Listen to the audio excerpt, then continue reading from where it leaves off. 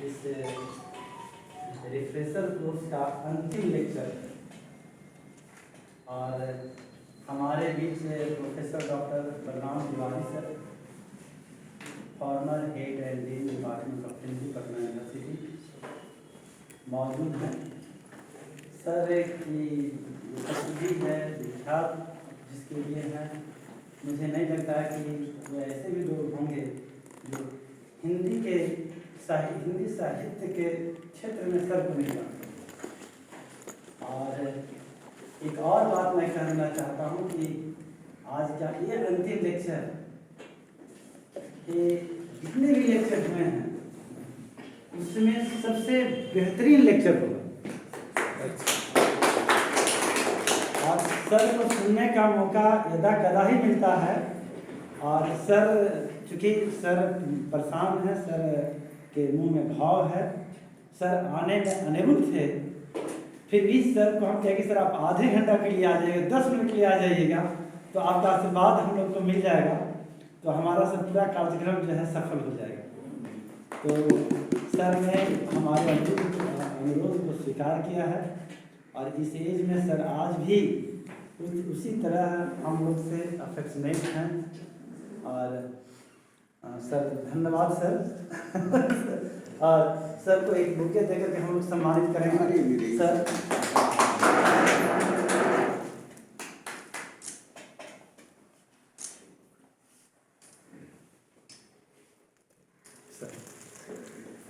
Sir का 2 दशक से बैठिए सर 2 दशक से सुधांशु जी सर का लेक्चर जी हमारे भी इलाके के हमारे पूरा के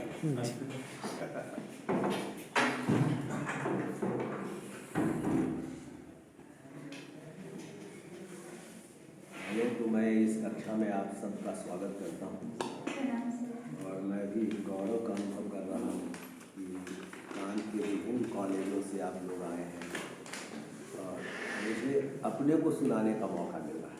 आप मुझे सुन रहे हैं, यह गौरव की बात नहीं है। गौरव की बात यह है कि आपको मैं सुना रहा हूँ। आपने सुना होगा वैसे बहुत सारे लेक्चर किए और आज की अंतिम लेक्चर है। ह्यूमन राइट्स के जर्रे जर्रे से आप परिचित हो चुके होंगे। उसमें मेरी ओर से कुछ कहना एक फिर भी मैं चाहूँगा कि अपने ढंग से मैं इस ह्यूमन राइट्स को रखूं और साहित्य में इसका प्रतिफलन कैसे हुआ है, कैसे हमारे साहित्यकारों ने मानवाधिकार के लिए जद्दोजहद की है, इसके बारे में संक्षेप में मैं कुछ बताऊंगा। आपने सुन रखा होगा, खासकर अखबारों को पढ़ने के क्रम में आपने जाना होगा कि आम तौर पर कश्मीर में जब आतंकवादी मारे जाते हैं आर्मी की गोलियों से, तो ये मानवाधिकार आयोग सक्रिय हो जाता है। लेकिन जब निर्दोष विभिन्न जातियों के लोग, विभिन्न संप्रदायों के लोग कश्मीर में मारे जाते हैं या वहाँ आर्मी को पकड़ करके और कार की बोनट पर बैठा करके और जब सरेआम घुमाया जाता है बांध कर, तो तब उसके मानवाधिकार की चर्चा नहीं होती।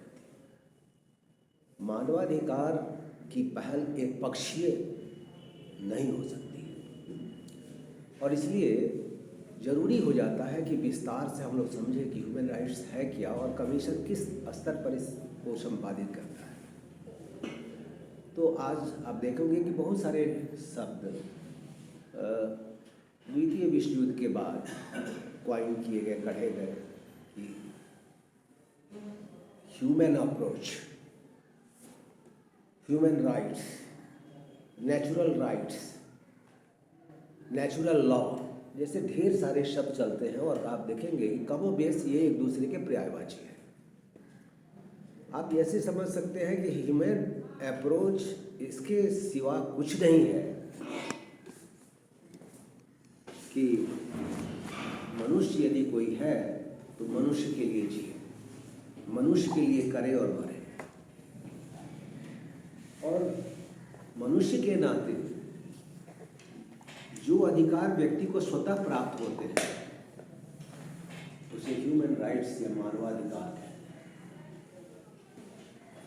इसका मतलब है कि ह्यूमन राइट्स के लिए किसी व्यक्ति को स्वयं संघर्ष नहीं करना पड़ता। प्रकृतिवादी जो चिंतक है वे मानते हैं कि मनुष्य होना काफ़ी है और मनुष्य होने के नाते ही उसके कई अधिकार उसे प्राप्त हो जाते हैं।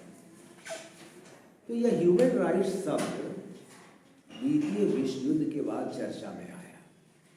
इसके पहले नेचुरल लॉ शब्द चलता था और उसी का प्रचलन था। और इसके भी पहले मध्य युग में यदि हम जाए तो देखेंगे कि वहाँ नेचुरल राइट्स की जगह पर नेचुरल लॉ जैसे शब्द चल रहे थे। मतलब साफ है कि नेचुरल लॉ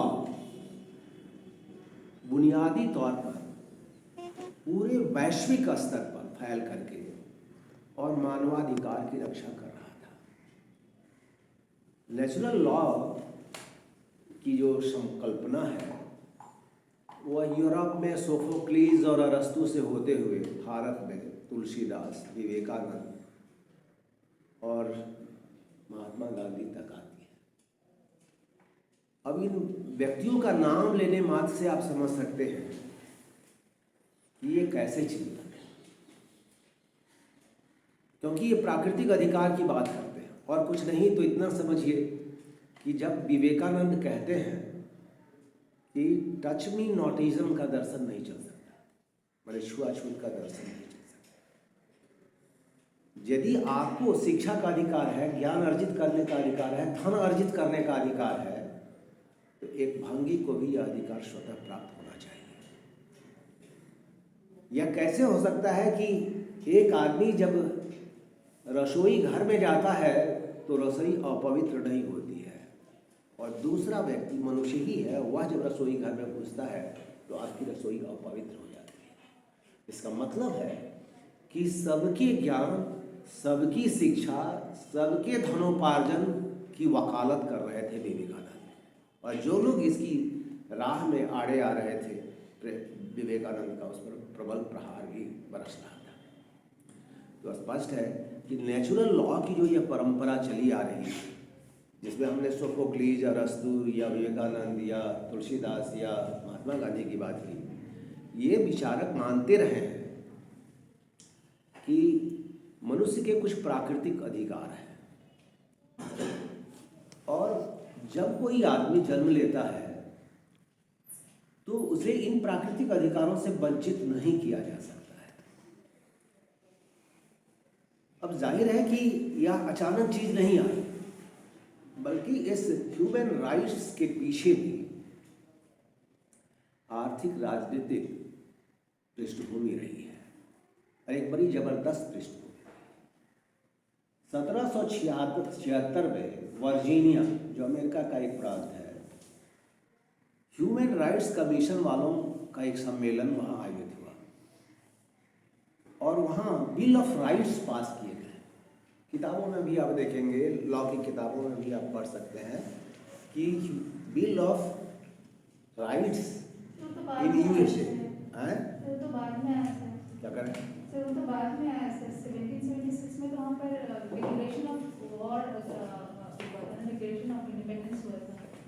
हाँ, तो वही काल था ना, वही काल था जिसमें ह्यूमन राइट्स के आधार पर उन लोगों ने अपनी स्वतंत्रता की मांग की थी। और इसके बाद फ्रेंच रिवॉल्यूशन में भी उसकी भूमिका थी, ब्रिटेन में भी उसकी भूमिका थी। डेट पर मत जाइए मैडम, सर जो कहना चाह रहे हैं उसको सुनिए ना, डेट पर मत जाइए। ये जग जाहिर है, कहीं भी आप देखिए, वर्जीनिया में प्रकृतिवादियों का एक सम्मेलन हुआ था, और यह वर्ष था 1776। तो उसमें बिल ऑफ राइट्स पास हुए, और बिल ऑफ राइट्स के तहत यह बताया गया कि मनुष्य के कुछ प्राकृतिक अधिकार होते हैं, और जब वह समाज में प्रवेश करता है तो उसे इन अधिकारों से वंचित नहीं किया जा सकता है। और ये अधिकार क्या है? तो अधिकार उसके हैं कि मनुष्य को जीने का अधिकार, यह प्राकृतिक अधिकार है। मनुष्य को धनोपार्जन का अधिकार, धन कमाने का अधिकार। हालांकि जो भी मार्क्सवादी हैं ये इस प्रकृतिवाद का विरोध करते हैं, क्योंकि वे धनोपार्जन का अधिकार यदि सबको मिल जाएगा तो कोई आदमी बहुत अधिक धन इकट्ठा कर लेगा और कुछ लोग धन इकट्ठा करने से वंचित हो जाएंगे। तो ये प्रकृतिवाद अंततः उनकी दृष्टि में अभिजात्यवादियों का दर्शन है। तो उसने कहा कि धनोपार्जन का अधिकार होना चाहिए, धन जो एकत्रित किया गया उस पर दखल रख करके उसे भोगने का अधिकार होना चाहिए, स्वतंत्रता के उपभोग का अधिकार होना चाहिए और प्रसन्न रहने का अधिकार होना चाहिए। आज आप देख रहे हैं कि यदि कहीं पर दलित बस्ती में बारात जा रही है और डीजे बज रहा है तो इसका विरोध होता है, क्योंकि हम मानते हैं कि उनको डीजे बजाने और प्रसन्न होने का अधिकार नहीं है। यह अधिकार हमारे हिस्से में था, वह कैसे इस प्रसन्नता का उपयोग कर रहा है। तो जाहिर है कि यह जो प्रकृतिवादी सिद्धांत है ये एक समय में बहुत बड़ी राजनीतिक भूमिका अदा कर रहे थे। खास करके यूरोप के बहुत सारे गणतांत्रिक देशों में इन अधिकारों ने क्रांतियों की अगुवाई की और उसमें सफलता हासिल की। यूरोप के बाहर अमेरिका में भी यह स्वतंत्रता की क्रांति हुई और अमेरिका आज़ाद हुआ, खास करके स्पेन से, ब्रिटेन से आदि से। और फ्रांस की जो क्रांति जिसके लिए पूरी दुनिया दिशा निर्देश, यहाँ तक कि हमारे यहाँ के दलित भी इससे दिशा निर्देश लेते हैं कि हमने रूसो वगैरह ने कहा कि भाई व्यक्ति को स्वतंत्रता चाहिए, समानता चाहिए और रूढ़ियों से मुक्ति चाहिए। और दौर का जो हमारे यहाँ यूरोप में और भारत में भी बाद में छायावाद नाम से रोमांटिक आंदोलन चला, उसके पीछे भी यह फ्रांस की क्रांति का बुनियादी सिद्धांत काम कर रहा था। माने इक्वालिटी होनी चाहिए और जाहिर है फ्रीडम होना चाहिए। तो आज भी हम लोग स्वतंत्रता और समानता, समता और स्वतंत्रता की बात करते हैं, तो यह उन क्रांतियों का यह असर है। और यही नहीं, हमारे यहाँ जो राष्ट्रीय आंदोलन चल रहा था, उस राष्ट्रीय आंदोलन में इस ह्यूमन राइट्स की एक अलग भूमिका थी और यह भूमिका यदि नहीं होती तो हमारे यहाँ अम्बेडकर या जगजीवन राम जैसी हस्ती पैदा नहीं होती।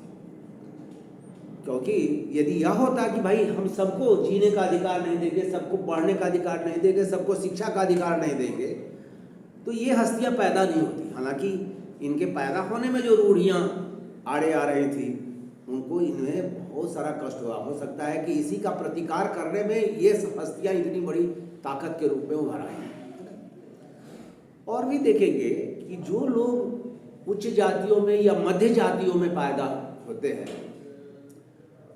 तो वे जब राजनीतिक, आर्थिक, सांस्कृतिक स्वतंत्रता के लिए संघर्ष करते हैं और सफल होते हैं, बहुत ऊंचाई पर पहुंच जाते हैं, तो हम लोग व्यक्ति को श्रेय देने लगते हैं, लेकिन यह नहीं देखते कि इस व्यक्ति के पीछे जो आर्थिक, सामाजिक, सांस्कृतिक आधार रहा है उसके बढ़ने में इसकी क्या भूमिका थी। और उसी तरह यदि हमारे यहाँ कोई दलित चिंतक, हमारा समाज अछूतपन से आज भी बहुत हद तक ग्रस्त है, लेकिन अछूतपन की शिकार जातियों में से कोई आदमी यदि ऊंचाइयां छूता है तो हमें उसको 1000 गुना अधिक उनसे श्रेय देना चाहिए जो लोग इस आर्थिक, सामाजिक, सांस्कृतिक आधार के बलबूते इतनी ऊंचाई पर पहुंचते हैं।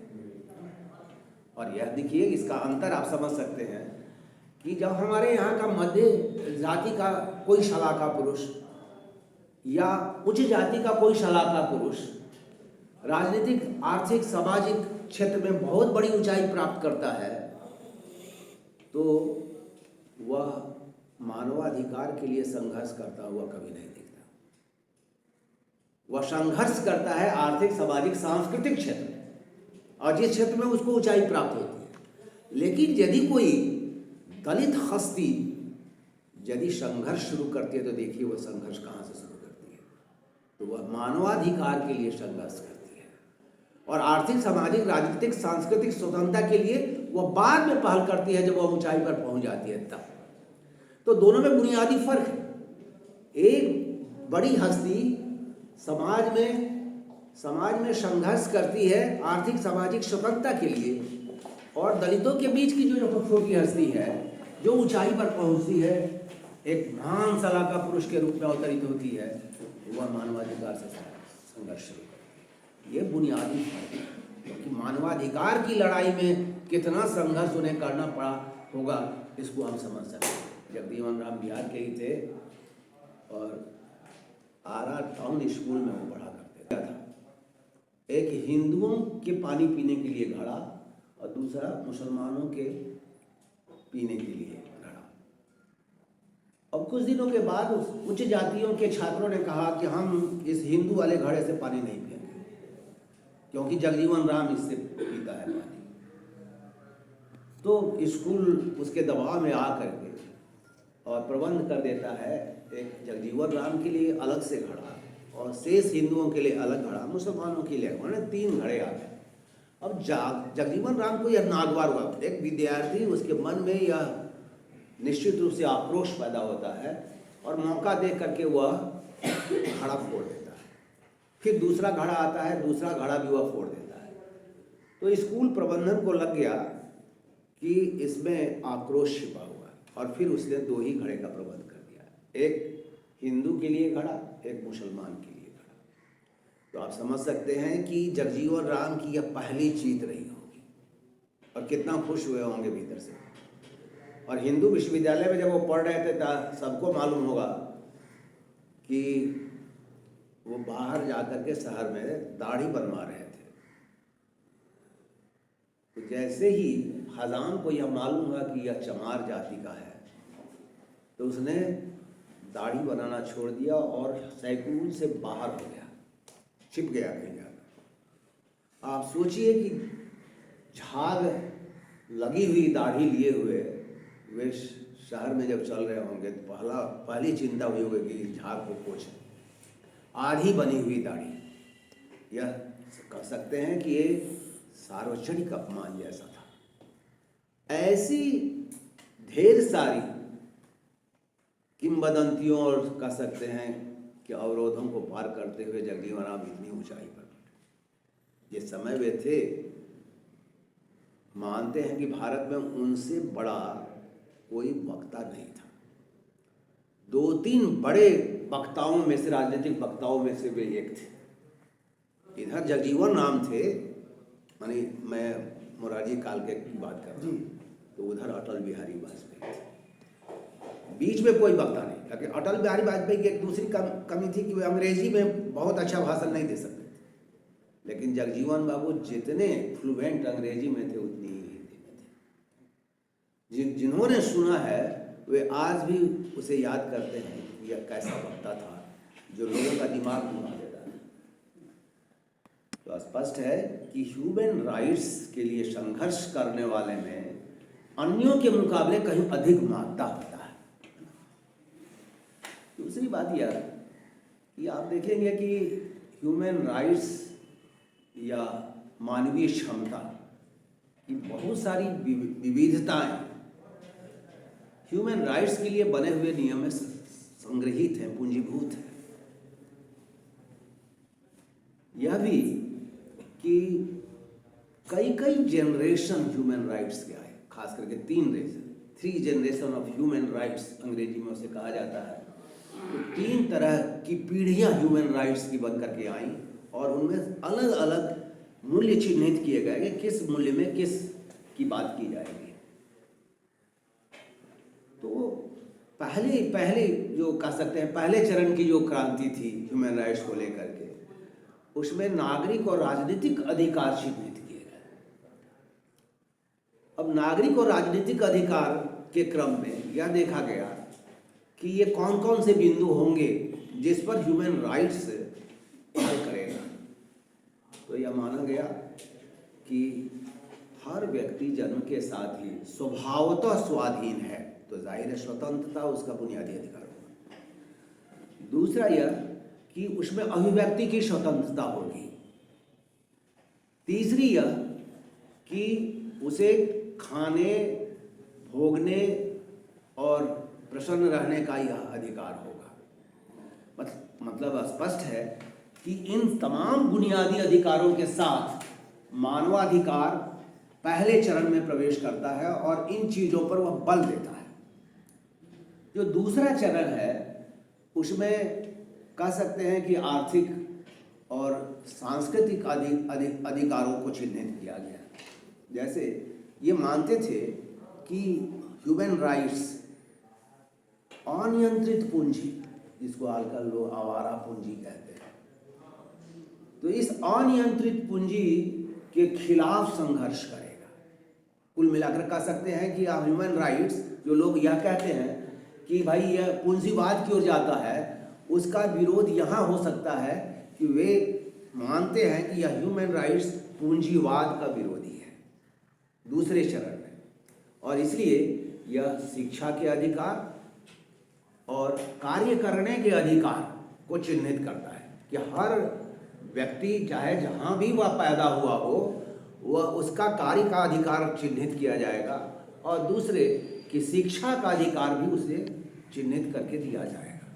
मतलब इन क्षेत्रों में पहल होगी। इसलिए कोई भी पढ़ सकता है कि हिंदुस्तान के लिए तो ह्यूमन राइट्स बहुत ही महत्वपूर्ण रहा है कि आप जानते हैं कि हमारे यहाँ जो वर्ण व्यवस्था रही है वह इस ह्यूमन राइट्स के खिलाफ रही है, क्योंकि यहाँ पढ़ने का अधिकार ब्राह्मणों को, लड़ने का अधिकार क्षत्रियों को, पैसा कमाने का अधिकार वैश्यों को, और जो शेष बचे शूद्र है उन्हें सेवा का अधिकार। तो आप है कि आप शूद्र रहे और जीवन भर नहीं पढ़े, जीवन भर आपको सैनिक बनने की इच्छा है और नहीं बन पाए। यानी हमारे यहाँ कह सकते हैं कि मध्यकाल में जितनी लड़ाइयाँ हुई और भारतीय राजाओं की हार हुई, उसके पीछे एक ही कारण है कि एक ही जाति सिर्फ लड़ सकती थी। शौर्य का मतलब था क्षत्रिय, है ना, और हम लोग हारते चले गए। यदि सबको लड़ने का अधिकार होता तो जाहिर है कि इस तरह की हार हमें देखने को नहीं मिलेगी। भारतेंदु ने विशस्य विषमौषधम में इसका बहुत बड़ा मजाक उड़ाया है कि विशस्य विषमौषधम।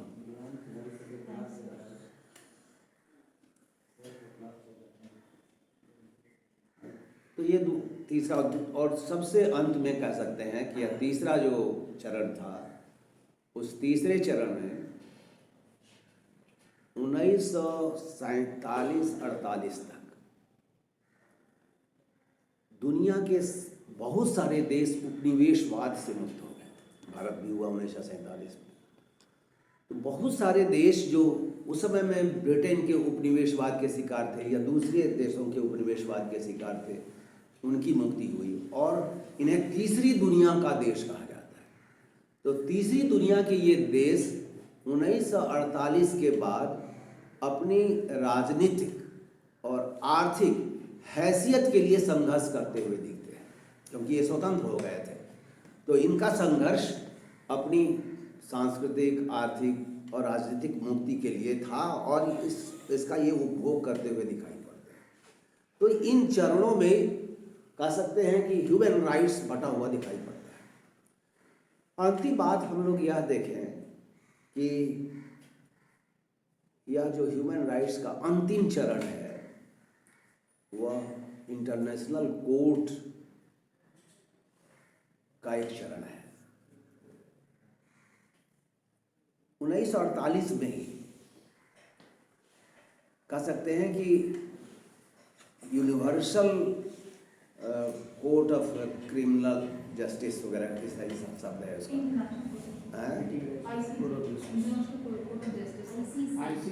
हाँ, इंटरनेशनल कोर्ट ऑफ जस्टिस है।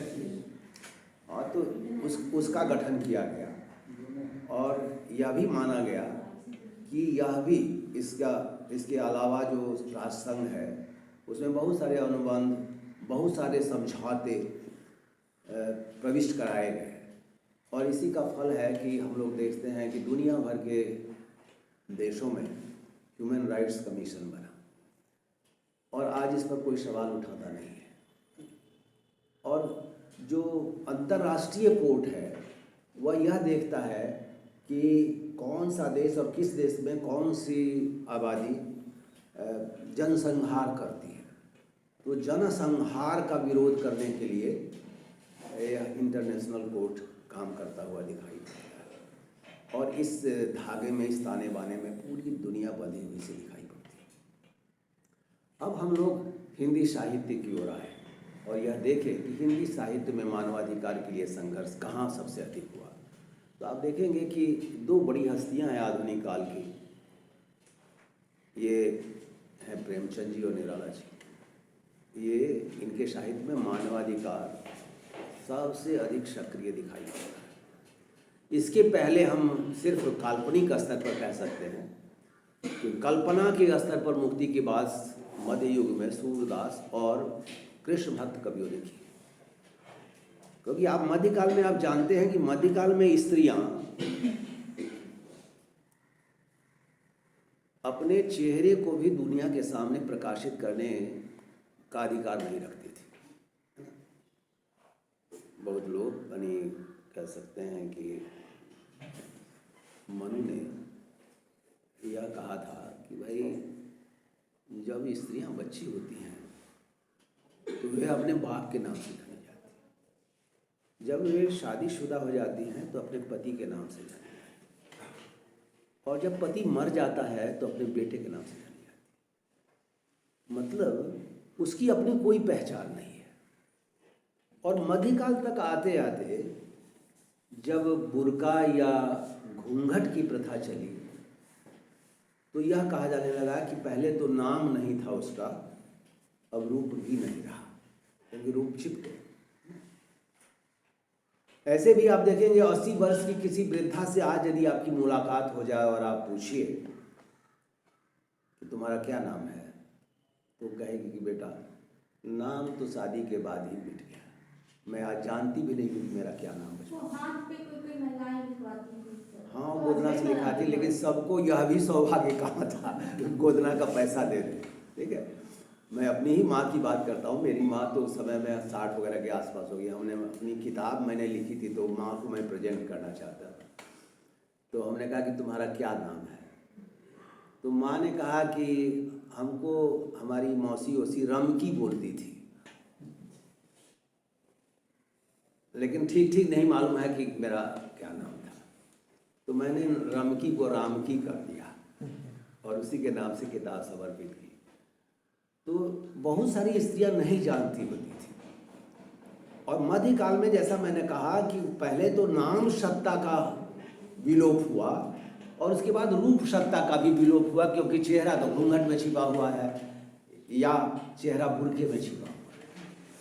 आप श्रेय दीजिए सूरदास जी को कि एक अंधा कवि पहली दफा कृष्ण भक्ति का पद रचते हुए नारियों को पुरुषों से भी अधिक अधिकार दिया।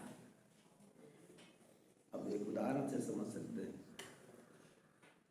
कि कृष्ण बच्चे हैं, 5-6 वर्ष के हैं, और यशोदा है।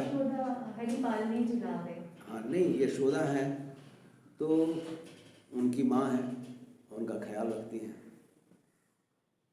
जब नंद की बात देखेंगे आप तो आपको लगेगा करे ये नंद तो अपनी पत्नी के आगे पूंछ हिलाता हुआ दिखाई पड़ता है, इसका अपना कोई व्यक्तित्व नहीं है। जो व्यक्तित्व है यशोदा का है।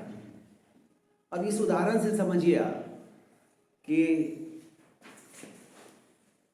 एक दिन कृष्ण अपनी माँ से कहते हैं सुबह उठते ही कि माँ आज मैंने बड़ा बुरा सपना देखा। सपना यह था कि सारे लोग अपने प्रत्यक्ष देवता की पूजा करते हैं और हम लोग अप्रत्यक्ष देवता की पूजा करते हैं। तो उन्होंने कहा कि प्रत्यक्ष देवता कौन है? कहिए हम लोगों का गोवर्धन पर्वत प्रत्यक्ष देवता है, और इंद्र की पूजा के लिए जो पिताजी ने आदेश दिया है वो तो इंद्र अप्रत्यक्ष देवता। किसने देखा है इंद्र को? तो उसने कहा कि तुम बात तो बहुत ठीक कहते हो, मैं कहता हूँ। नंद को बुला करके यशोदा ने कहा कि तुमने कल जो अपने यहाँ के सभासदों को बुला करके कहा था कि इंद्र की पूजा की तैयारी करो, क्योंकि यह इंद्र है कि बरसा देता है और घासें उगती हैं और हमारी गायें घासें खाती हैं और वे अधिक से अधिक दूध देती हैं। लेकिन यह कह रहा है कि गोवर्धन हमारा प्रत्यक्ष देवता है, जो सामने दिखे वही महत्ता का अधिकारी है, जो अप्रत्यक्ष है, छिपा हुआ है, उसकी महत्ता के बारे में हम कैसे जान सकते हैं। तो कृष्ण ने कहा है कि गोवर्धन पर्वत स्वयं उपस्थित होगा और हमारे द्वारा दिया गया अर्घ्य ग्रहण करेगा, इसलिए हमें गोवर्धन की पूजा करनी चाहिए। कृष्ण ने तुरंत सभासदों को बुलाया और कहा कि कैंसिल समझो इंद्र की पूजा का जो अनुष्ठान होने वाला है, अब गोवर्धन की पूजा हो। और फिर गोवर्धन की पूजा होती है और कृष्ण ने जैसा कहा था कि स्वयं गोवर्धन पर्वत उपस्थित होंगे और सारा अर्घ्य जो दिया गया है उसको ग्रहण करेंगे, दोनों हाथों से ग्रहण करेंगे। तो गोवर्धन पर्वत की पृष्ठभूमि में यह पूजा का आयोजन हुआ और कृष्ण स्वयं गोवर्धन पर्वत का विशाल रूप धारण करके और दोनों हाथों से ग्वालों द्वारा चढ़ाया गया अर्घ्य ग्रहण करते हैं। तो आप देखें कि यहाँ यशोदा का जो व्यक्तित्व उभरता है, क्या वैसा नंद का दिख रहा है? नंद तो सिर्फ अनुकर्ता दिखाई पड़ते हैं। पूरे कृष्ण भक्ति काव्य में जहां वात्सल्य का, बाल लीला वर्णन का प्रसंग है, वहां यशोदा साफ साफ दिखाई पड़ती है। और उस समय में जब नाम नहीं लिया जाता था स्त्रियों का, बार बार सूरदास जी कहते हैं यशोदा हरिपाल ने चुरा है, सिखवत चलन यशोदा मैया। तो स्पष्ट है कि सूरदास उनकी नाम सत्ता की वापसी के साथ हिंदी साहित्य में अवतरित होते हैं। और जब युवतियाँ, कृष्ण जब बड़े होते हैं, 12 वर्ष के होते हैं, 12 वर्ष के बाद तो वे मथुरा में चले आए, तो आप देखेंगे 12 वर्ष में ही कृष्ण पूर्ण युवा की तरह व्यवहार करते हुए दिखाई है ना। राह चलते वे गोपियों को छेंकते हैं, उनकी गगरी फोड़ देते हैं, उनका दही चुरा लेते हैं या जबरन दही देने के लिए विवश कर देते हैं अपने ग्वालों के साथ मिलकर के। तो उसमें जब वे बांसुरी बजाते हैं तो रात का 12 बजे हो या 2 बजे गोपियां सुनते ही दौड़ पड़ती हैं, लोक लाज सारी मर्यादाएं शिथिल हो जाती हैं। तो स्पष्ट है कि कृष्ण के समानांतर गोपियों को भी उन्होंने समता और स्वतंत्रता का अधिकार दिया और उनके जो परिवार वाले हैं इन्हें रोकते टोकते नहीं है ना? जैसे सुनी सो तैसे दौड़ी। गोपी सुनती है, जिस अवस्था में होती है वहां से दौड़ पड़ती है। और कृष्ण के निमंत्रण पर रात के 12 बजे के बाद वो यमुना के किनारे रास रचाती हुई दिखती है। तो इसका मतलब है कि गोपियों ने स्वतंत्रता का और समता का, बराबरी का पूरा अधिकार पाया और उसका उपभोग किया। सूरदास ऐसे, कभी सूरदास के अलावा कुंभन दास हों, कृष्णदास हों, परमानंद दास हों, इन सभी भक्त कवियों ने कृष्ण की बराबरी और राधा की बराबरी की बात की। समता और स्वातंत्र दोनों केंद्र में है और स्त्री पुरुष का भेद वहाँ मिट जाता है समता को लेकर के। और यहाँ देखें आप, मैं प्रेमचंद की बात कर रहा हूँ, भले प्रेमचंद, या संक्षेप में कहिए निराला की बात करूँ। निराला की 2 पंक्तियाँ हैं जो प्रगतिवादी आंदोलन में बहुत चर्चा में रही। वे कहते हैं, पासी अहीर चमार को बुलाओ, एक टाट बिछाओ, एक पाठ पढ़ाओ। भेद मत करो, पासी हो, अहीर हो, चमार हो, सबको बुलाओ और एक टाट बिछाओ, माने बैठने की एक ही जगह होनी चाहिए, एक ही टाट हो और एक ही पाठ पढ़ाओ। मतलब भेद मुक्त, माने ह्यूमन राइट्स की वकालत ये करते हुए दिखाई पड़ते हैं। यही नहीं, उन्होंने कुल्ली भाट जैसी किताब लिखी, चतुरी चमार लिखा और वहाँ देखे कि जो जाति सबसे अधिक अभिशप्त पाई जाती रही है, खास करके आप देखेंगे कि हमारे यहाँ जो काम करने वाली जातियाँ हैं खेतों में काम कर, खेतिहर मजदूर वाली जातियाँ, वे मुसहर हैं और अन्य भी हैं, चमार भी हैं। लेकिन यूरोप उत्तर प्रदेश में आप बलिया से शुरू कीजिए और उधर मानी गाजियाबाद तक चले जाइए तो आप देखेंगे कि हाँ, पंजाब में भी चले जाइए तो हर जगह गांव में एक गांव जो दक्षिण की ओर बसा होता है या टोला बसा होता है वो चमारों का होता है। चमार तो सुना है, लेकिन मुशहर जाति में कौन लोग आते हैं? और हमने ये मैडम बच्चियों में इतना बोलती है, और ये देखिए बहुत कहना वो मुश्किल अति है, बोलती है। लेकिन हमारे यहाँ बिहार में मुसहर जाति पाई फिर जाती तो है। पासवान को भी तो मुशहर कहते नहीं, वो अलग जाति है। फिर चूहा खाते हैं ना मुशहर। मैडम सर का खत्म हो जाएगा ना तब आप अपना क्वेश्चन कीजिएगा। सर को सुनने दीजिए, जो बोलना चाहते हैं, गलत बोलना चाहते हैं गलत ही बोलने दीजिए, हम लोग सर को सुनना चाहते हैं। तो मैंने ये कहा कि ये जो मैंने दक्षिण तरफ जो टोला और जानबूझ करके दक्षिण पर, इसलिए देखिए एक धारणा सी बन गई कि कोई आदमी घर भी बनाना चाहता है तो अपने घर को दक्षिण मुख का नहीं बनाता। अब क्या इसके पीछे ज्योतिषीय कारण है मैं नहीं कह सकता, लेकिन एक सामाजिक कारण अवश्य है कि दक्षिण में ये जातियां अछूत जातियां रहती हैं और हमने रहने के लिए उनका विधान किया, स्थान दिया। तो प्रेमचंद हो या निराला, दोनों जगह पर ये चमार जातियां अपने मानवाधिकार के लिए लड़ती या मानवाधिकार की लड़ाई में पिछड़ती और पिटती दिखाई पड़ती है। निराला क्या, दोनों एक ही काल के, वो छायावाद के रचनाकार हैं और उसी दौर के प्रेमचंद भी कथाकार हैं, दोनों छायावाद के दौर में। दोनों में आप देखेंगे कि दोनों की विशेषताएं, दोनों के काव्य में दोनों ने जिन सवालों को अधिक उठाया कमोबेश वे सवाल उठाए हुए मिलते हैं।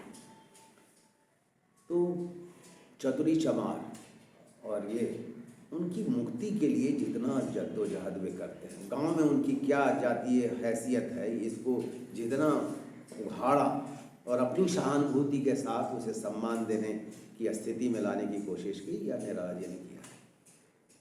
बिल्ले सुर बकरिया, अब वहाँ देखिए एक ब्राह्मण है और वह निरक्षर है, वो बकरी चराया करता है। हम लोगों की धारणा है कि जो बकरी चराता है और बकरी पालता है वो कभी धनी नहीं हो सकता है ना। लेकिन वो ब्राह्मण जो है वह बकरी चराता है और लोग उसे मूर्ख समझते हैं और उसकी माने उसका यदि बकरी बेचने से जो धन होता है गांव के लोग मिल करके उसका धन छीन लेना चाहते हैं या हड़प लेना चाहते हैं और उसको बार बार विवाह करने का प्रलोभन देते हैं। देखिए गांव में बहुत सारे मूर्ख हैं होते हैं जो नहीं जानते कि उनकी उम्र क्या है और उनका विवाह नहीं होता है गरीबी के कारण।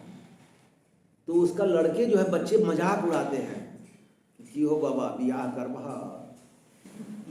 तो उसमें आनंद लेते हैं।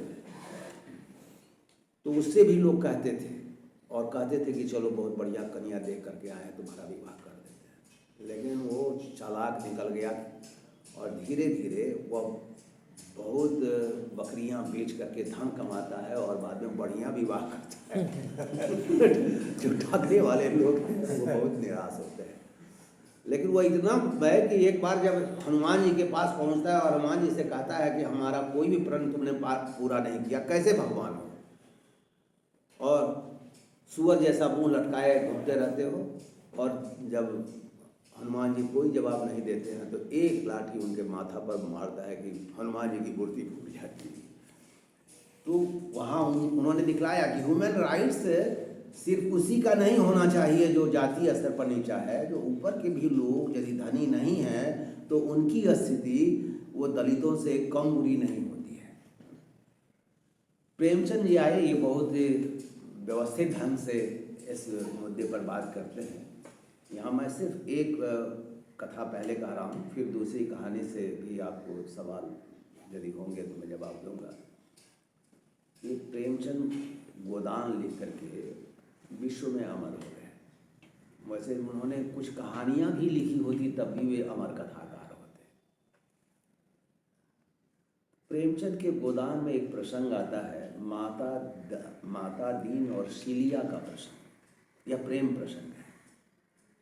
माता दीन पंडित दाता दीन का बेटा है, जो कहता है कि जब तक हिंदू धर्म है तब तक ब्राह्मण रहेगा, और वह जन्म में भी लेगा और मरनी में भी लेगा, शादी में भी लेगा, श्राद्ध में भी लेगा। तो ये विचित्र जाति है। यही दाता दीन जो शुभचिंतक मानता है, होरी जो कथानायक है उसको, लेकिन उसकी गाय जब मरती है अपने भाई की ईर्ष्या का शिकार होकर, तो यह गो हत्या का दंड लेने पहुंच जाता है। मैंने इसकी सहानुभूति देखी। तो इसी का बेटा है माता दीन। कैसा होगा आप समझ सकते हैं। तो माता दीन का प्रेम सीलिया से हो जाता है। सीलिया चमारी ने हरहू की बेटी है वो। तो एक बार माता दीन कहता है सीलिया से कि जब तक दम में दम है मैं तुझे ब्याहता बनाकर रखूंगा। लेकिन समय बीतते ही दोनों प्रेमी प्रेमिका का संबंध मालिक और मजदूर का संबंध हो जाता है। एक बार सीलिया धान ओसा रही है और उसमें से कुछ निकाल करके एक औरत, गरीब औरत को देने लगती है। तो माता दीन डांटता है उसको। वो कहता है कि यदि तुम यह चाहती है कि खाओ भी और लुटाओ भी तो यह नहीं हो सकता। तुम काम करती हो और हम मजूरी देते हैं, और यदि तुम यह चाहोगी कि हम पूरे अधिकार के साथ यहाँ रहें और लुटाएं तो यह नहीं होने। तुम को यदि पड़ता नहीं पड़ता हो तो कहीं और जाकर मजदूरी कर, हमें बहुत सारे मजदूर मिल जाएंगे। मतलब रात तक वह प्रेमिका रही और सुबह उठते ही मजदूरनी बनती। तो प्रेमचंद ने इस सवाल को बहुत गहरे उठाया। उन्होंने कहा या उन्होंने लिखा कि ये मजदूर और मालिक का जो रिश्ता है वह जातीय व्यवस्था के असंतुलन के कारण है। क्योंकि वो ब्राह्मण है इसलिए समझता है कि धन कमाने का अधिकार उसका है और उसे मजदूरी करने का अधिकार है, और इसमें कोई भी घपला या हेरफेर नहीं हो सकता। लेकिन प्रेमचंद जी ने बहुत चालाकी के साथ सीरिया के स्वाभिमान की रक्षा का सवाल समस्त दलित जाति के मानवाधिकार की लड़ाई की तरह लड़ने की कोशिश की। मैंने एक छोटे से सवाल को इतना बड़ा विस्तार दे दिया जाए, बड़े फलक पर ला करके खड़ा कर दिया जाए, यह प्रेमचंद नहीं कर सकते थे। तो प्रेमचंद जी ने ही दलित धनिया के को पूरे विस्तार में चित्रित किया और माता दीन के भी रूपांतरण और वर्गांतरण को उन्होंने चित्रित किया। आज भी हम लोग देखते होंगे कि आप बिहार तो इसकी समझिए कि कर्मभूमि है नक्सलवाद। तो हम लोग यह देखते हैं कि हर जगह भूमिपतियों से नक्सलवादियों का संघर्ष हो रहा है। लेकिन क्या वजह है कि नक्सलवादियों का यह संघर्ष कभी भी सफल नहीं हो पाता? क्योंकि यह वर्ग संघर्ष की तरह नहीं लड़ा जाता है। जाति संघर्ष, प्रेमचंद जानते थे कि यह संघर्ष बहुत विशाल है और प्रारंभ में यह जाति संघर्ष के रूप में उभरेगा, लेकिन आगे चल करके उसे वर्ग संघर्ष में कल्मिनेट होना चाहिए और तभी यह संघर्ष सफल हो सकता है। दूसरी बात यह कि आप देखेंगे हम लोगों का जो देश है वह जाति प्रधान देश रहा है। कहने के लिए किताबों में लिखा मिल सकता है कि जातियां खत्म हो गई, जातीय संबंध टूट रहे हैं, दो तीन अंतर जातीय विवाह हो गए, बस हम लोग हल्ला करना शुरू कर देते हैं, बस जाति गई।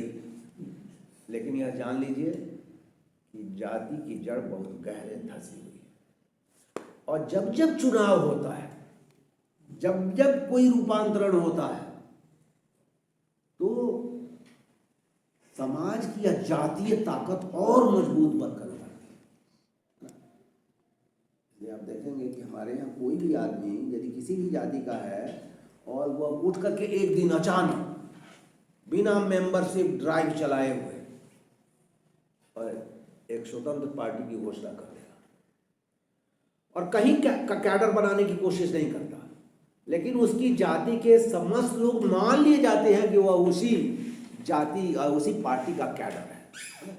यानी जातियां यहाँ कैडर के रूप में काम करती हैं।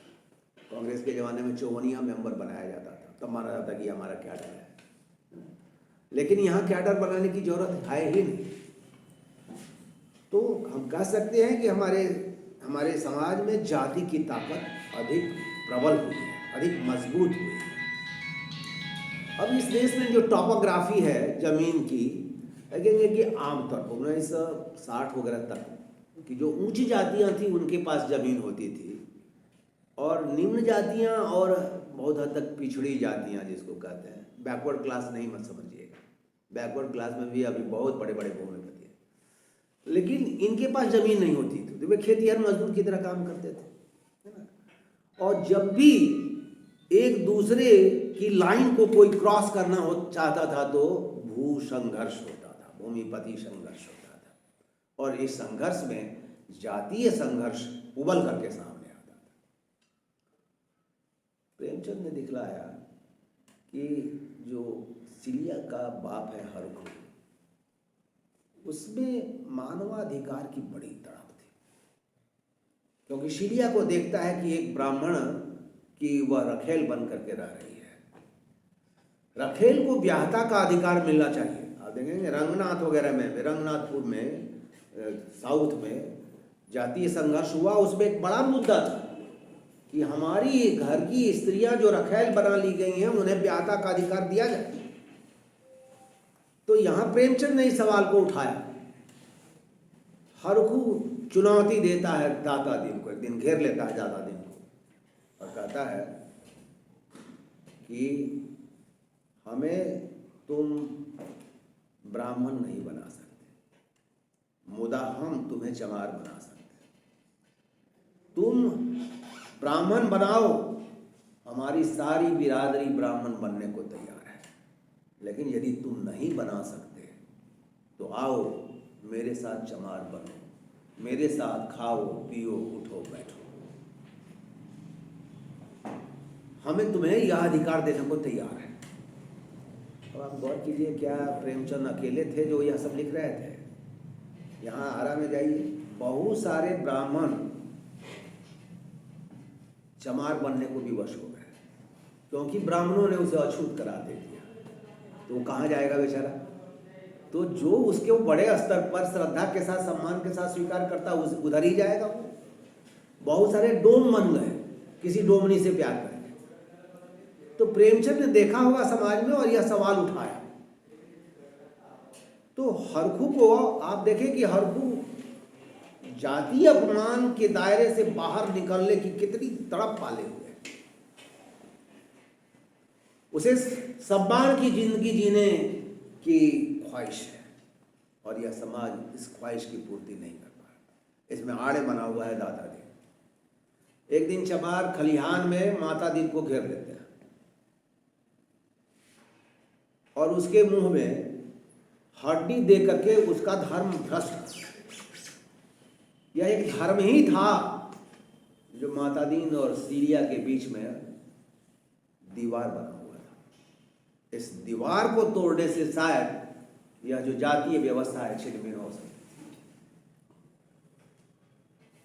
दूसरी बात, यह जो हरखू की पत्नी है वह कहती है माता दीन को कि तुम सीलिया के साथ सोओगे लेकिन उसके हाथ का छुआ पानी नहीं पियोगे, बड़े धर्मात्मा बनते हो। तो जब आप की राह गलत होगी तो 10 टोकने वाले मिल जाएंगे, और न केवल सीलिया की माँ और ये हरखू टोकते हैं बल्कि पूरा समाज टोकता है। अब यह जो संघर्ष हुआ माता दीन और सीलिया के बीच में, तो एक लड़का भी हो जाता है। संघर्ष के दौरान लड़का, तो अब है कि माता दीन उस सीलिया के बच्चे का बाप है, लेकिन अब समझती है कि माता दीन को कैसे रूपांतरित किया जाए कि वो हमारे साथ रहने के लिए विवश हो जाए। तो सीलिया की माँ बहुत पीटती है उसको, लेकिन वह सीलिया के माँ के घर नहीं जाती, चमरटोली में नहीं जाती, वह होरी के यहाँ पहुँचती है, धनिया उसे जगह देती है और वहीं पर एक कोने में वो अपने बच्चे के साथ रहती है। जब माता दीन उधर से गुजरता है तो बच्चे की किलकारियाँ सुनने के लिए बेचैन हो जाता है, क्योंकि है तो आखिर उसी का बेटा हुआ।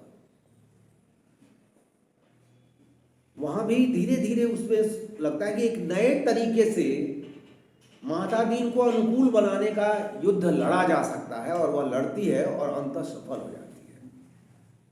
अब माता दीन जब गुजरता है तो वह ठहर करके उसके रोने या हंसने की आवाज़ सुनता है, और उसमें पूरी दुनिया का आनंद उसको दिखाई पड़ता है।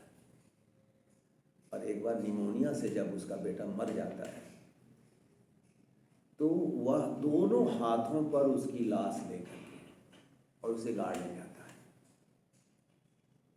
एक दिन माता दीन होरी से कहता है कि अब जो कुछ भी करूँगा प्रत्यक्ष करूँगा। यदि धर्म के नाते हमारा कोई अधिकार है तो मनुष्य के नाते भी हमारा अधिकार है, और हमें उस अधिकार की रक्षा करनी चाहिए। मतलब उसके भीतर जो मानवता जगती है वह इस धर्म के राक्षस को पहचानने की समझ लेती है, और यह समझता है कि धर्म की तुलना में मानवता के करीब जाना हमारे लिए लाभप्रद है, और इसलिए वह घोर मानवतावादी हो जाता है और कहता है कि अरे इस जो बभनई है, बभनई माने ब्राह्मण बनने का जो पेशा है, तो अब बभनई का बोझ उठाते नहीं बनता। कई दफा 2-2 रुपये के लिए कोसों चलना पड़ता है। गांवों में देखेंगे गरीब ब्राह्मण जब कुछ नहीं कर पाता तो पंडिताई करने लगता है। मंत्र आए या ना आए लेकिन पंडिताई करेगा, क्योंकि उसके पास कोई रोजगार नहीं है। हमारे ही गांव में हमारे पंडित जो देबू झा थे, उनके बेटे ने बगावत कर दी कि हम तुम्हारी तरफ बमनाई नहीं करेंगे। हर दिन घूमो और तब भी सवा से अंगूर नहीं मिलता, तो इससे बढ़िया है कि पंजाब जाकर के हम मजदूरी करेंगे, और मजदूरी करता है। तो वह कहता है कि 2-2 कोस या कोसों चल जाओ और तब भी 2 रुपये बमनई में मिलते हैं। अब वह इससे आजी जा जाता है, और एक दिन बमनई का यह बोझ वह गंगा जी में डुबा देता है, जनेऊ तोड़ करके फेंक देता है और पूर्णतः गृहस्थ बन जाता है और सीलिया के साथ रहने लगता। मतलब एक ढंग से सीलिया ने अलग रह करके और माता दीन का हृदय बदल दिया, और उस वाजू माता दीन है अपने को डिक्लास कर लेता है, वर्गच्युत कर देता है, और वह ब्राह्मण से किसान बन जाता है और किसान की तरह ही शेष जिंदगी जीता है और सीलिया के साथ जीता है, सीलिया से अलग नहीं।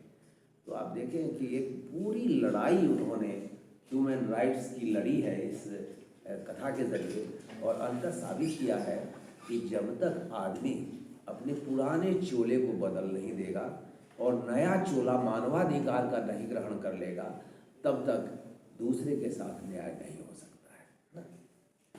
इसीलिए और भी आप देखेंगे कि उन्होंने असंख्य कहानियाँ लिखी। ठाकुर का कुआं तो आप लोगों ने जरूर यह कहानी पढ़ी होगी कहीं ना कहीं, हैं? हाँ, ठाकुर का कुआं 3 पृष्ठों की बेजोड़ कहानी है। पहले प्रेमचंद एक बात कहने के लिए 2500 पेज लिख जाते थे, जैसे अलगोजा कहानी, लेकिन ठाकुर का कुआं, कफन, पुष्प की रात, ये छोटी कहानियां हैं जो अधिक मर्मभेदी बनती है। अब वहाँ गंगी है, वह भी चमारित है, और जोखू उसका पति है और बुखार है उसको, प्यास लगी हुई है। जो उन लोगों का कुआं है, चमारों का कुआं, उसमें कोई पशु मर गया है। वो पानी खींच कर तो लाई है, लेकिन जैसे ही हरकू मुंह में यदि जोखू मुंह में लगाता है तो कहता है गहरी बास आती है और वह रख देता है, नहीं पीता। कहता है कि ठीक है, मैं कोशिश करती हूँ कि ठाकुर के कुएं से पानी खींच लूँ। और वह जाती है, घड़ा में रस्सी बांधती है, रस्सी को ठाकुर के कुएं में डालती है, और ठाकुर के कुएं में जब वह पानी घड़ा हिलोड़े में लेकर के और नीचे डूबता है, आवाज़ होती है, तो उसकी आत्मा कांपने लगती है। और उसी समय ठाकुर का के घर का दरवाज़ा खुलता है, शेर के मुंह की तरह भयानक, और वह इतना डर जाती है कि हाथ से घड़े वाली रस्सी छूट जाती है। घड़ा तो गया ही, रस्सी भी चली गई और पानी नहीं मिला। और वह भागती हुई अपने घर पर आती है और देखती है कि जोखू वही दुर्गंध वाला पानी पिया। ये क्लाइमैक्स है। इस बीच में प्रेमचंद ने जो चित्र खड़ा किए हैं वे गजब के हैं। जैसे ही वह घड़ा भी डालना ही चाहती है, तब तक उस ठाकुर की जाति की कुछ स्त्रियां उस कुएं पर आ जाती है पानी भरने के लिए, और स्त्रियां अपने पुरुषों के खिलाफ बोल रही हैं कि घर में पानी रखा है, लेकिन आते ही हुक्म चला दिया कि ताज़ा पानी लाओ, जैसे हम लौड़ियाँ ही तो हैं। और इसी तरह सारी स्त्रियां पुरुषों के खिलाफ बोल रही हैं। मतलब यह कि जो हमारी उच्च जातियां हैं, या आप कह सकते हैं उच्च मध्य वर्ग या उच्च वर्ग की जो जातियां हैं, स्त्रियां हैं, वे पुरुषों से अधिक शोषित रही हैं बनिस्पत गंगी के। और ऐसे भी देखेंगे कि उच्च जातियों की स्त्रियां घर में कैद रहती हैं, वो बाहर ताक झांक भी नहीं कर सकती। यदि ताक झांक करेंगी बहुत सारे, तो यहाँ इस शहर में भी इसी सामंती व्यवस्था को चलाए जा रहे हैं। घर से निकलेंगे, ऑफिस जाएंगे तो घर में ताला लगा था, जैसे उनका कोई मानवाधिकार नहीं है। हंसने, बोलने और ताकने झांकने का भी अधिकार नहीं। लेकिन जो मजदूर वर्ग की स्त्रियां हैं, वे पुरुषों के साथ बाहर काम करती हैं, वो बोझे ढोती हैं, वे पानी लाती हैं, और कह सकते हैं कि जो संपन्न घर की स्त्रियों के मुकाबले में अधिक काम करते हैं। धन कमाने से भी उनका रिश्ता सीधा जुड़ा हुआ है, तो वे अधिक मुक्त हैं। लेकिन आर्थिक प्रतिबंधों के कारण, शिक्षा के अभाव के कारण वे शोषण का शिकार होते रहते हैं। तो आप प्रेमचंद ने इस कहानी में दिखाया कि पानी तो प्राकृतिक देन है, ईश्वर का वरदान है मानव जाति को, लेकिन इस पानी को भी हमने ऊंच नीच में बांट रखा है। तभी तो ठाकुर के कुएं से गंगी पानी नहीं खींच सकती।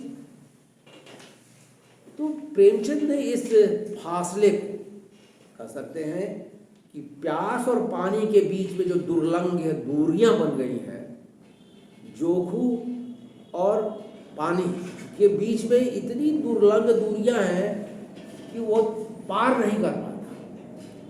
और एक दीवार है जो कह सकते हैं उच्चता की दीवार, जो पानी और प्यासे के बीच में फर्क करती रहती है। जरूरी है कि यह व्यवस्था जो पानी पीने तक का हक किसी को नहीं देती, तो उसे चिंदी चिंदी करके उड़ा देने की जरूरत है। और प्रेमचंद ने यहाँ इस तरह की स्थिति पैदा की है कि हम इस व्यवस्था से ग्रहण कर लें। प्रेमचंद की एक कहानी है, और मैंने अंतिम कहानी आप लोग खूब रहे होंगे, सदगति कहानी है। सदगति कहानी वहाँ भी एक चमारी है। वह बहुत खुश है कि अपनी बेटी की विदाई की तिथि वह निश्चित करना है और उसे भेजना है। वह पंडित जी के पास जाता है, सोचता है कि पंडित जी के पास खाली हाथ क्यों जाऊं, ऐसे तो है नहीं कि दे देंगे पंडित जी को, बस मुहूर्त निकलवाना है। और वह जो उसकी पत्नी एक बोझा घास लेकर के आई है, उसको लेता जाता है पंडित जी के दरवाजे पर गाय के लिए रख देता है। पंडित जी 1-1.5 घंटा के बाद उठते हैं, उसको बोलते हैं कि तुम ऐसे ही चले आए हो, अभी तो समय है, अभी मैं नाश्ता और खाना खा करके और तब तुम्हारा मुहूर्त निकालूंगा, तब तक ये जो गांठ पड़ी हुई है लकड़ी की गांठ, इसको तुम फाड़ दो। अब वह जा करके और फाड़ना शुरू करता है, और गांठ है कि फटती ही नहीं है, 2 फर हो जाती है और तब तक वह गांठ नहीं फटती। थक जाता है, वह प्यास लगती है, वो और सोचता है कि प्यास पानी तो यहाँ नहीं मिलेगा, एक आग का टुकड़ा मिल जाए जिससे कि हम एक चीलम पी लें। लेकिन वह जाता है, मांगता है, तो उल्टे पंडिताइन बहुत डांटती हैं, तुम भीतर कैसे घुस आया। और फिर वो जो मानी आग का टुकड़ा लेकर के और फेंकती हैं तो उसका बाल ही जल जाता है। वो चीलम भी नहीं पीता, फिर भी वो गांठ फाड़ता रहता है और अंततः मर जाता है। जो हमने प्रेमचंद लिखाया कि ये जो गांठ है लकड़ी की गांठ, वो वास्तव में लकड़ी की गांठ नहीं है, यह जातिवाद की गांठ है जो काटे कट नहीं रही, तोड़े तोड़ नहीं रही है। और सारे चमार बगावत कर देते हैं कि कोई भी लाश नहीं उठाएगा।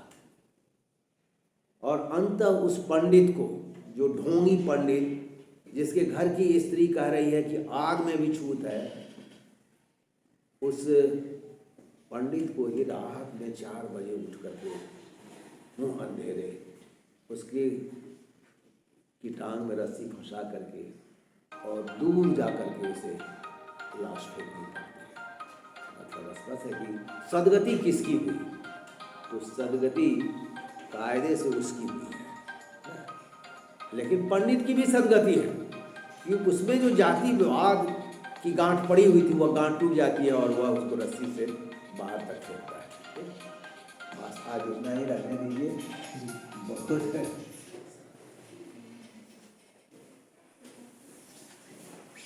ठीक सर,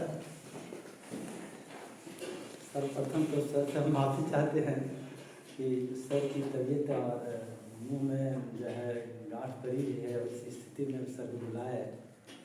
और सर ने जितना मार्मिक तरीके से मानवाधिकार के बारे में बताया, मैं पहले ही कहा था कि इतना मार्वेलस लेक्चर आप अंतिम बार और पहली बार सुन रहे हैं।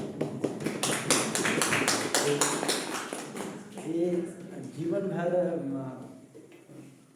जीवन के और हृदय के, मनुष्य के हृदय को छूने वाली चीज़ जो है ये साहित्य है, जो हृदय को छूती है, या आग है जो हृदय को छूती है, लौ नहीं छूती है।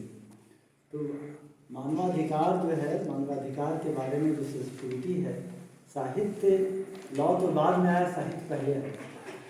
और साहित्य में अगर साहित्य को अगर पढ़ा जाए, सुना जाए, तो मुझे लगता है कि मानवाधिकार के बारे में सर लोग सेंसिटाइज होंगे और मानवाधिकार का हनन रोकने के लिए और संरक्षा और उसको संरक्षित करने का प्रयास करेंगे।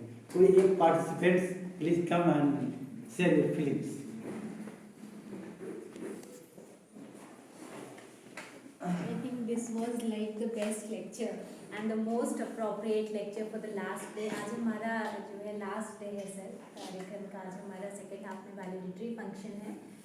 And you know, storytelling is an art in teaching also. It's one of the pedagogy in legal teaching also. So you know, with this storytelling of गोदान, जो कि हम लोग जानते होंगे, पढ़े होंगे, लेकिन इस तरीके से किसी ने कभी हमें नहीं बताया, नहीं सुनाया। आई एम श्योर इसको हम अपने क्लासरूम में हर तरीके से हम यूज़ कर सकते हैं। So it was marvellous, it was indeed the most amazing lecture we had throughout this session. Thank you so much sir को, बहुत अच्छा, मुझसे बढ़िया तो आप बोल रहे हैं। Thank you sir.